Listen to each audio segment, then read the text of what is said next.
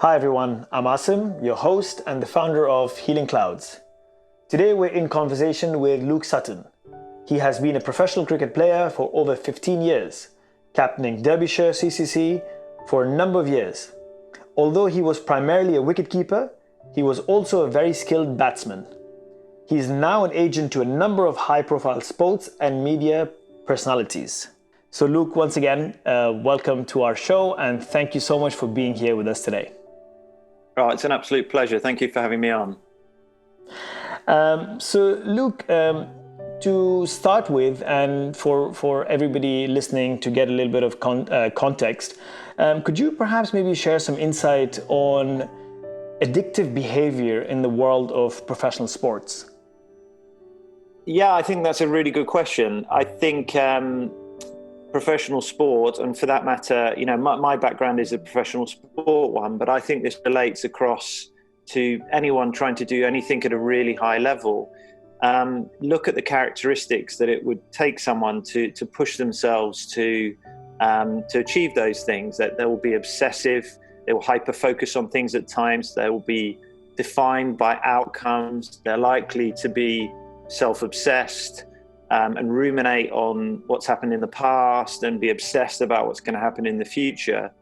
And all of those characteristics that can actually be a real strength to them in trying to achieve something at an elite level can also be characteristics that push them towards problems with addiction, because in effect their sport or their thing that they're trying to be elite at is their addiction. And so I come from that world and I know it and I see it and I've had my own experiences with it. But sometimes I'm shocked at how slow we are within particularly professional sport in recognizing that.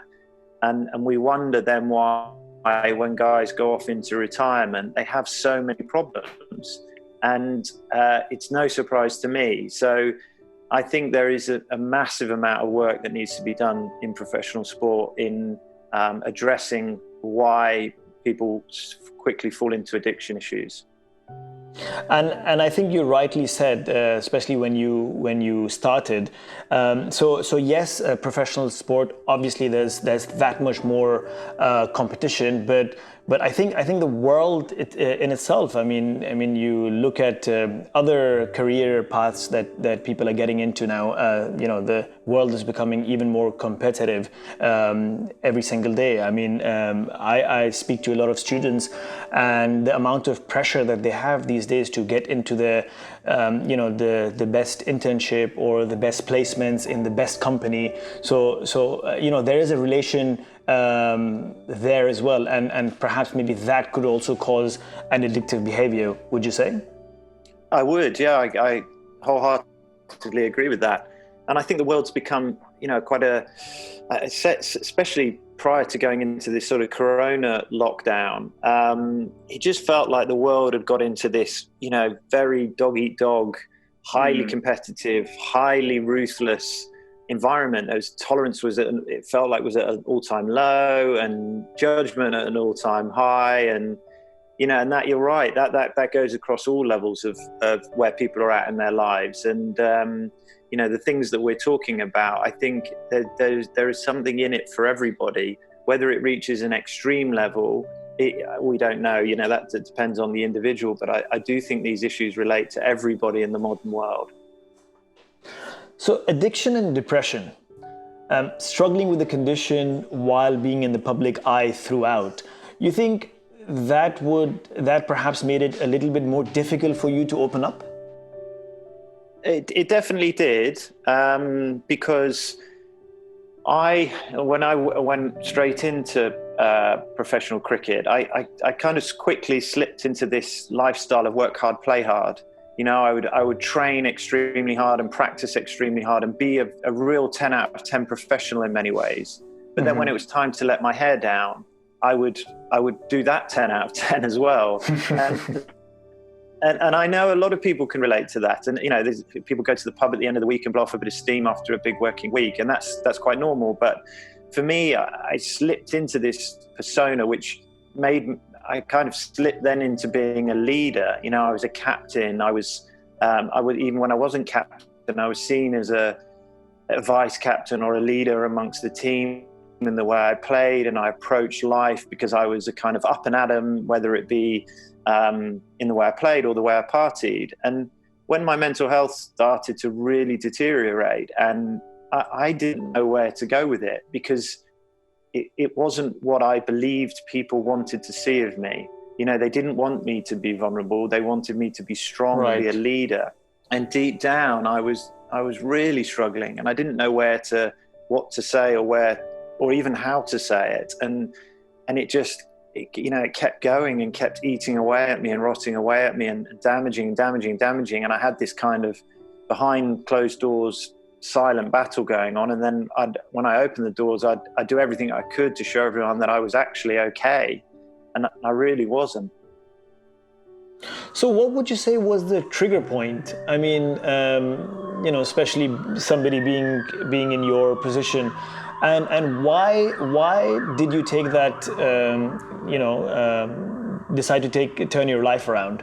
And how did therapy help you in your journey? Because I did a little bit of research, and I did find out that you also seek therapy. So how did all that come about? What was the trigger point?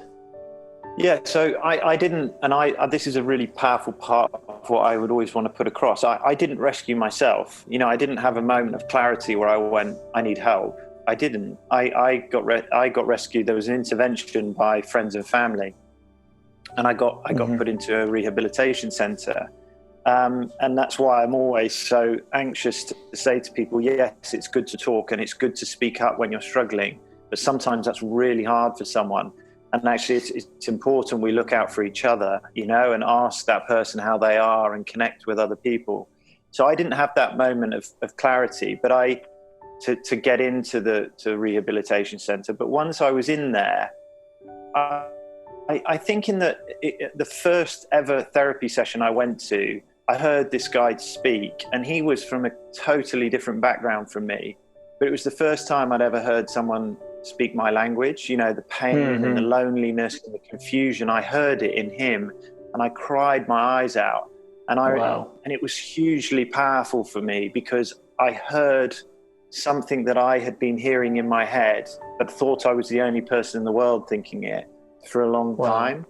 And even though at that point I didn't know what was involved for me to get better, and I didn't really even know what was wrong, if the truth be known, it was the first time in my life where I was like, wow, I'm like him,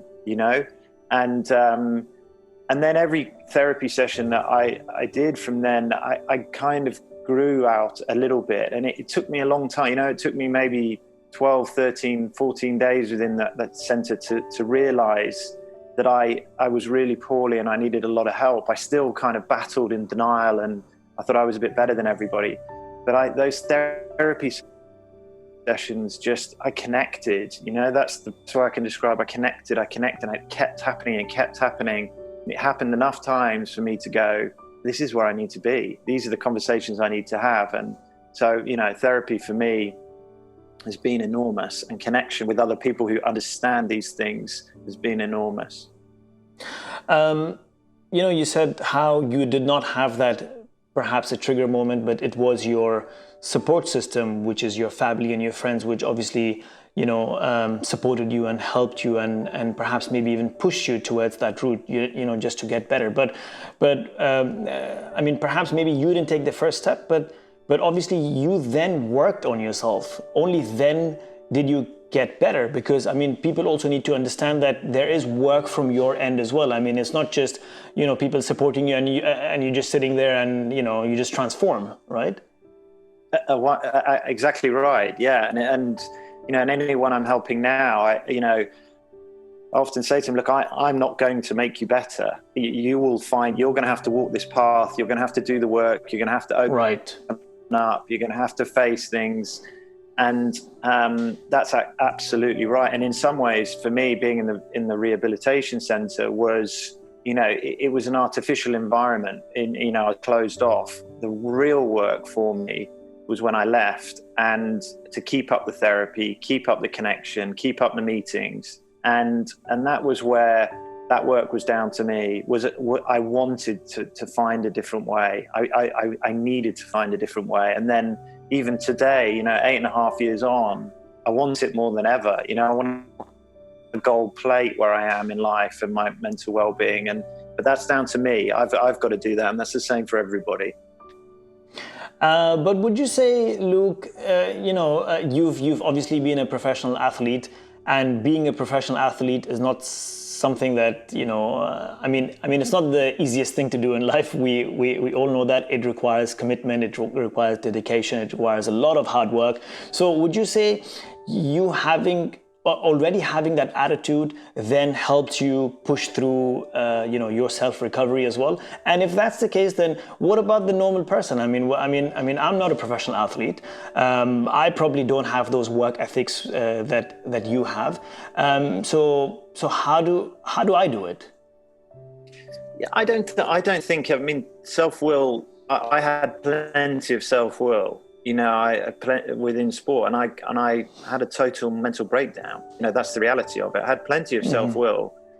So it's never been a lack of self-will, and that's for anyone.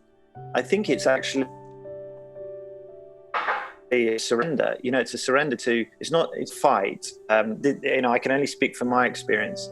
I had been fighting all my life and I had a mental breakdown. For me, it was a surrender. It was an acceptance of where I was at. And then once I was able to do that and be humble enough to say, I need some help here, then it was about accepting that help and having that humility to keep accepting that help. So I don't think in reality what's helped me get better has been self-will. I had lots of that and it got me into trouble. It was more of the opposite, actually, of me letting go and going, do you know what? I need to trust in other people who know this better than me, who've walked my path. And that acceptance to take that then and keep doing it, keep being humble enough to ask for help has got me into the right place. So I don't think it matters whether you're from professional sport or any other walk of life. We're all human beings. That applies to all of us. Thank you for clarifying that. To be honest, that is extremely helpful, because it shouldn't be that somebody with your mindset can get better and achieve that, and maybe somebody else can't. So this is extremely helpful. But how did all that affect your relationship with your family and friends, especially your family, because they are the closest to you? Yeah, but it puts enormous strain on everybody, because everyone wants to help you. They don't. And your behavior can be very erratic and very confusing, and you're in pain, so you lash out at people, and often that can be the people closest to you, because you just you feel pain in your life and you want to blame it on somebody else. And I was that guy, and I was it was just a reflection of where I was at, and it was really tough on my family. And as being a family member of someone who's really battling with mental health or addiction issues, you can feel utterly helpless, and you can feel like they are not listening to you, and they are not. And I don't end that position. That's really, really tough. And I would suggest that people who are, as a family member, seek as much support as the person within the problems. And for my family, it was an educational thing. They always approached it with love. They always wanted me to get better, but they also had to start to understand how some of these mental health issues and addiction issues manifest themselves and what it looks like. And then with that came a greater understanding of where I was at and what I needed to do. And how would you say your relationship is with your family now? Now that you've come out of that. Amazing, incredible. And they, the person that's changed the most in that is me, so they were always there with love. I changed, and I got divorced in my sobriety, and I've found the love of my life in my fiance now, and I have a great relationship with my ex-wife, and that's as big a reflection of where she went through so much with me, And yet, you know, we're able now to have a really, really good relationship. We've got 2 children together, and, you know, I think that's a great reflection of how well this can all work.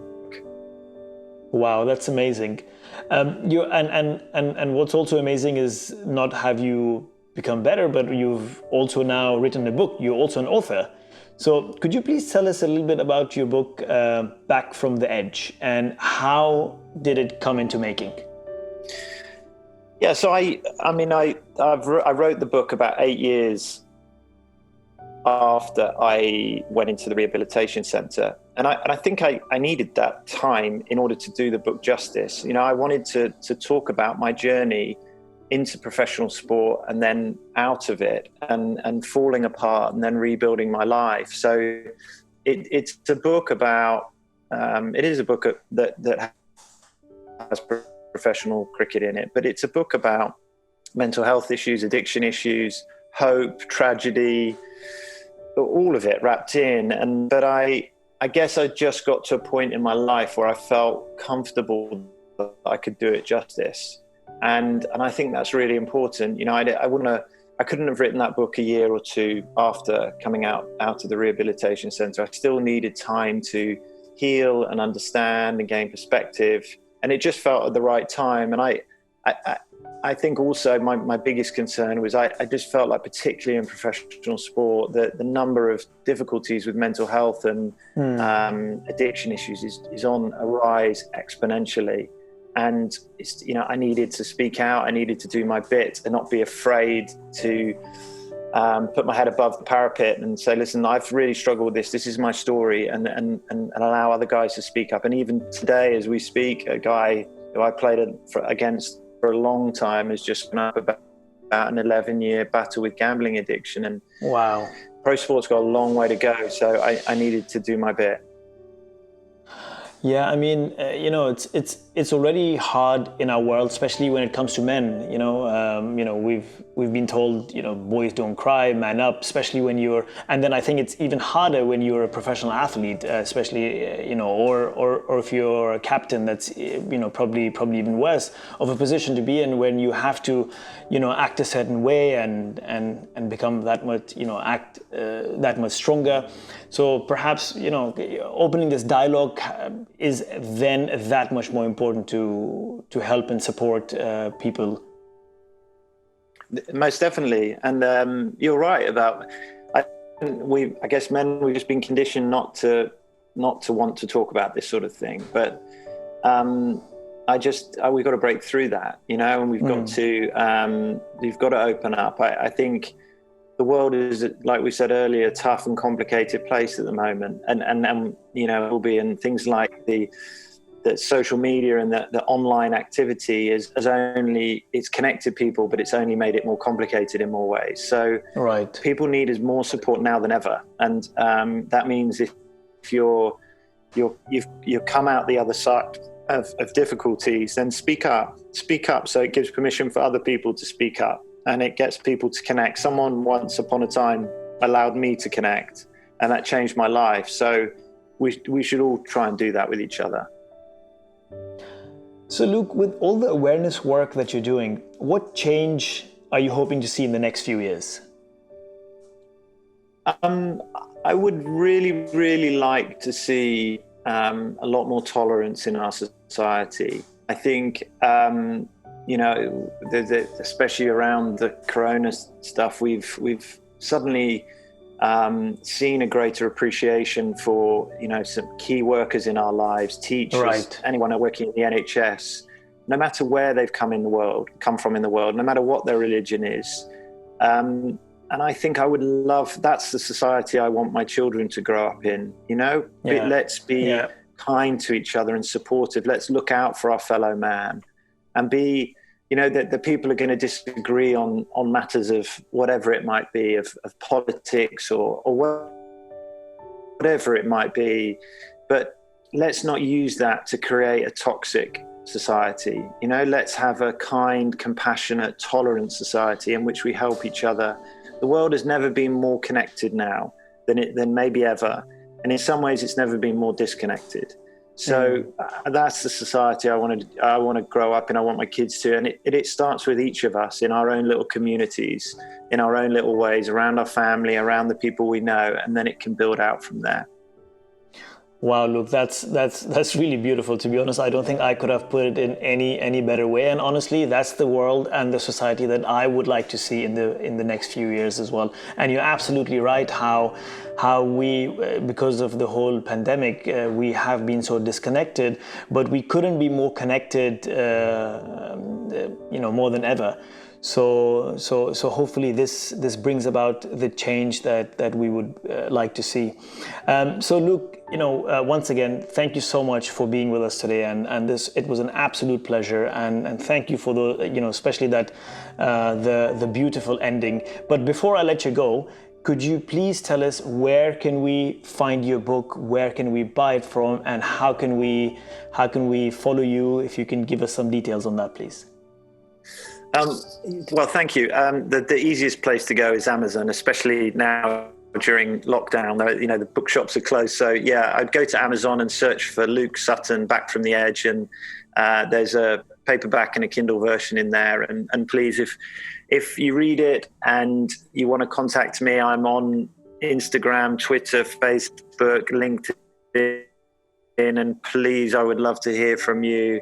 And let me know what you think. And if you've got any questions, I'll answer absolutely anything. So thank you very much for having me on. It's been an absolute pleasure for me as well. Fantastic, Luke. Thank you so much again. All right, you take care of yourself. Thank you.